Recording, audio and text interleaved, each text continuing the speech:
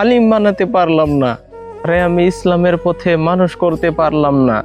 আল্লাহ, তুমি আমার মাতাল সন্তানকে ঈমান দিয়ে দেও। এই মাতাল সন্তানটা প্রতিটি দিন মদ খেয়ে আমার ঘরে আসে। আল্লাহ, আমি মুসলমান ঘরের সন্তান। আল্লাহ, তোমার গুলাম, আমার বান্দা, আমার সন্তানকে তুমি আল্লাহ মুসলমান এবং সচ্চা মুমিন বানিয়ে দেও গো আল্লাহ।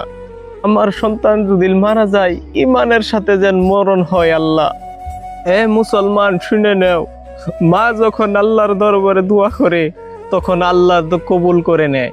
এবার মায়ের দোয়াটি আল্লাহ কবুল করে নিলেন। ছেলে ডাক দিয়ে বলে, মা, আমি যাব হাসান বসরির কদমের মধ্যে, কিন্তু আমি দাঁড়াইতে পারি না, উঠতে পারি না, বসতে পারি না। মা, কেমন করে আমি হাসান বসরির কাছে যাব? তুমি যাও, যাকে ডাইকে আনো তা আমার কাছে। আমি খাস তওবা করে নিতাম, আল্লাহ যাতে আমার গুনাহ মাফ করে দেয়।